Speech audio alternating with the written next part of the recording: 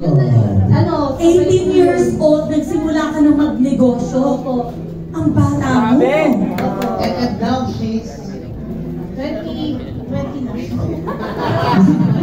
years na. Kailangan mo na yung edad. 20-something. 20-something. Jeff! Jeff! Naiiyak lang yun. Talaga. Nag-iiyakin ka, no? Kapag siya nag-iiyakin ka. Bakit? Hindi, kasi yung eskwelahan niya, Iris. Public school. Jeff, kapitbahay ng school ko yan. PUP. Kung mahirap kayo, mas mahirap kami. Pinakatal na hirap to? Ay, siya na, pasok!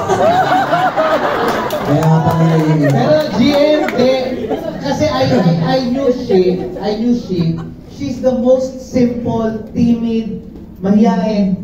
So yung tingnan mo may tsura, ito yung tipong dapat ko bang invite?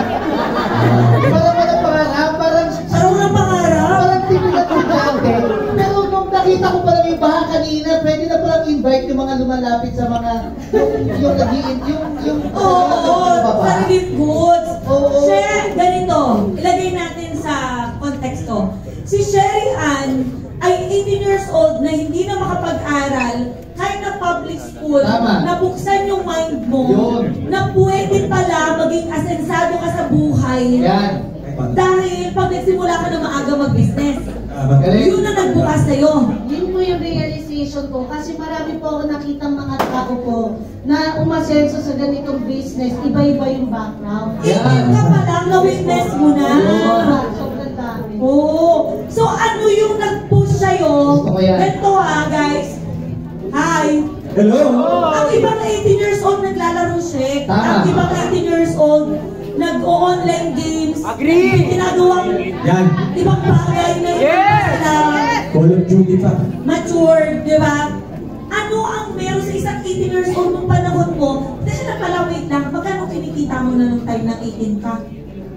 Nung umpisa po, Oo. kasi pa lang. Magkano ang pinakamalaking kinita mo nung 18 ka? 500. Bumita ako ng 1 month and a half. 500,000. Oh my gosh. Nakaibang 18 ka. Ano naman yung GM? Ilang months din? Pero bata ka eh. Ang iba naglalaro. Grabe. Ikaw nagna-negosyo na. Tumutoto ka na sa buhay. Galing! Hindi ko kinala. Inspired po kasi ako sa mga, yung panahon kasi na yung GM, ang dami pong mas bata sa akin. Oo. 14 years old, mga estudyante rin. And then nakakita rin po kami ng mga professional na kagaya ko po, na kurso rin po na kagaya namin. Mga civil engineers. O na license po, na nag-for good rin po dito. Sabi mo, ito yung future ko. Yes po, G. Tapos nila pinasok yung business. Okay. So, i-drop natin, Che. Yes po. Sa career mo sa industry, nasa more than a decade ka na. Yes po. Tama? Tama ba yung mga sinabi natin kanina na may mga napundar ka na? Opo. Grabe naman. Sa ilang taon mo sa industriya, if you total it, mga magkano yung tingin mo naging accumulated income mo? Humigit Sa kumulang. yun, ano po, mga 30, ganyan. 13 million. Wow. Okay. Yun ang nag-hit sa'yo. Patingin ako, may picture ka ba ng bahay dito? Kasi nakita ko yung bahay mo na napundar dito. Bakit ka pala bumili ng bahay? Ang bata mo pa. Grabe naman yan. Saan hotel yan? May tinanong. Tinanong ko kita. Parang nasa hotel. Tinanong ko siya. Sabi ko, Che, ang ganda ng bahay mo na hindi pa kami nakakarating ni GMRI. Pero sabi ko, ang ganda. Tapos sabi niya, pina-interior niya. Magkano ginastos mo sa interior?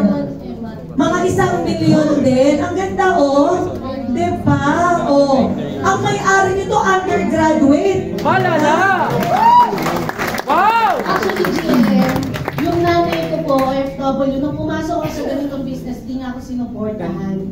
Then, bakit ako nag-strive ng more talaga, and then, strive hard talaga sa ganitong business? Kasi nga, gusto ko ipakita sa nanay ko, sa ganitong negosyo, merong nangyayari na. Wow! Kasi yung mga lang po, Pinanong ko yan. sabi nga sa, So siya yung talagang deepest why ko. Kaya nung bakit mo natanong GM na bakit ako bumili, para sa kanya po yan. Wow.